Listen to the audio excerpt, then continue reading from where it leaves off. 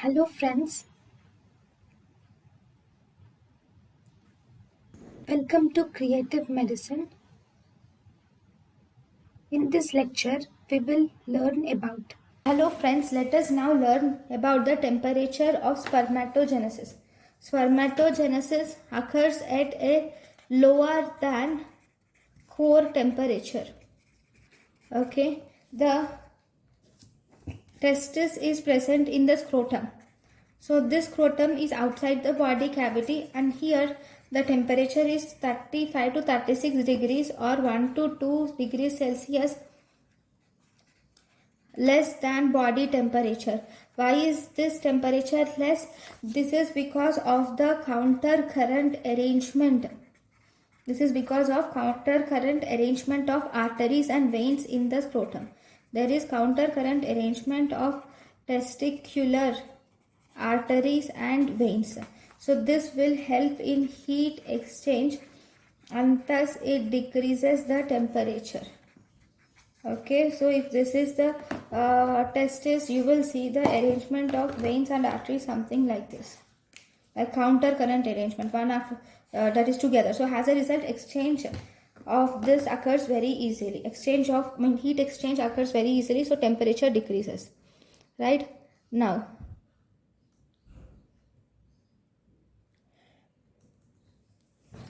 sperms, once the sperms are produced, the sperms are stored in, where they are stored? The sperms are stored, where are the sperms stored? Sperms are stored in epididymis. And what happens in the epididymis is the question now. So in the epididymis, what are the changes that occur during sperm maturation in epididymis? The changes that occur in sperm maturation in epididymis is, first there will be progressive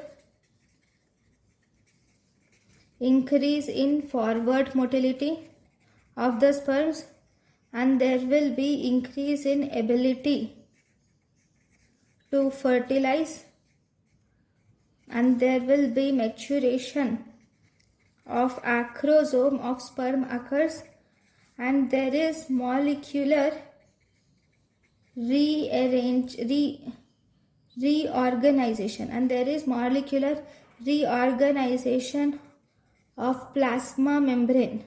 There will be molecular reorganization of plasma membrane, that is, there will be lipids. The lipids cause stabilization of plasma membrane, whereas proteins will help in shedding. There will be, according to proteins, there will be shedding and acquisition of new proteins will occur. Right? Then there will be also acquisition of receptors for proteins of zona pellucida. Even for the proteins of zona pellucida, they will generate the receptors. Okay, there is increased disulfide bond present between the cysteine residues in sperm nucleoproteins. Between the cysteine residues in sperm nucleoproteins, there is development of double bonds. Okay, then there is topographical regionalization of glycosidic residues. There is topographical regionalization of glycosidic residues occur. And there is also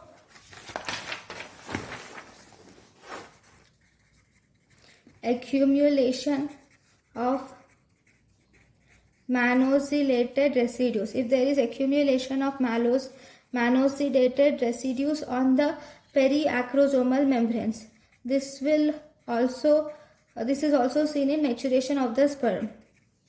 And also you will see presence of decreased cytoplasm and cell volume. So these are the changes which occur in the epididymis. Okay, then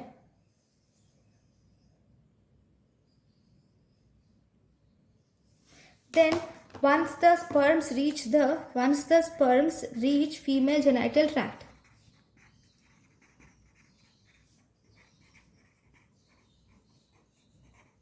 once the sperm reach female genital tract, now the sperms move up into uterus,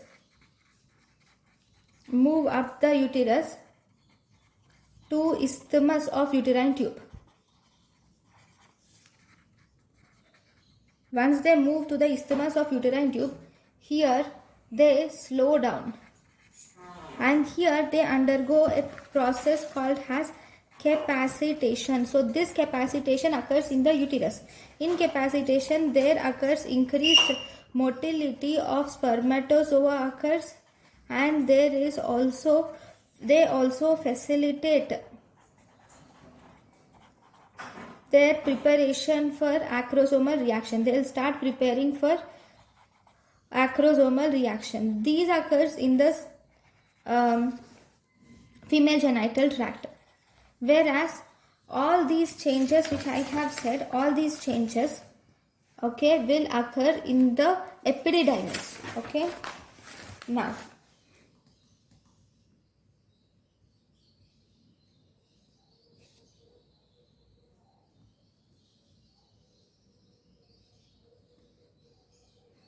so what are actual changes which occur in the capacitation? I have said you these two will occur.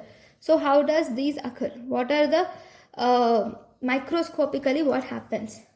Okay, so in the capacitation, the actual changes are, this capacitation actually requires 1 to 10 hours, and in the capacitation you see the following changes to occur.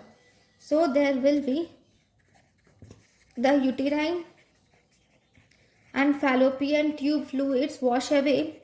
The uterine and fallopian tube fluids which are there, they will wash away the inhibitory factors in the sperm. The inhibitory factors which are present on the sperm, they are washed away by the uterine and fallopian fluids.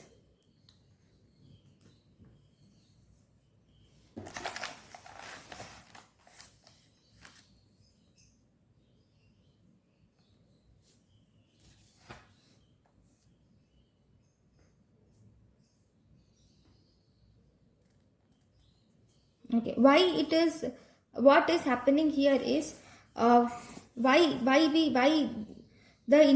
should these inhibitory factors be released? That is because when the sperm is in male genital tract, then this sperm is exposed to the floating vesicles in the seminal tubules. There are some floating vesicles in the seminal tubules. Okay, the sperm is attached to these floating vesicles. These floating vesicles contain lots of cholesterol. Okay, this cholesterol is slowly added to the cellular cell membrane of the sperm. It is added to the cell membrane of the sperm. So slowly, when it is added to the cell membrane of the sperm, the cell membrane will become tougher. Toughening, cell membrane toughening occurs, and this will prevent enzyme release. To prevent that, here this will prevent enzyme release. Okay, so the enzymes which are present in the sperms are not released because of this cholesterol. Okay, after ejaculation, now after ejaculation in the vagina, the sperm will swim up into the uterus and lose the cholesterol. The cholesterol membrane which is present, that is lost in next few hours. In next few hours it loses this cholesterol, and now because it has lost the cholesterol, the membrane becomes weaker. Because now the membrane is weaker. Now what happens? This membrane becomes more permeable to calcium, and it is weaker, so it is permeable to calcium. So calcium enters the sperm. So calcium, obviously calcium causes action potential. It will give the sperm a powerful whiplash movement. So it starts to flow faster, go faster. Okay, like it gives it, it helps it to run. Okay, now these calcium channels, these calcium which enter the sperm, these calcium ions also causes changes in edge of the edge of the acrosome. It also causes change in the edge of the acrosome, and as a result there is release of enzymes occurs rapidly and easily, and thus the sperm, with the help of these enzymes, and this will penetrate the zona pellucida easily. Penetrate the granulosa cell mass,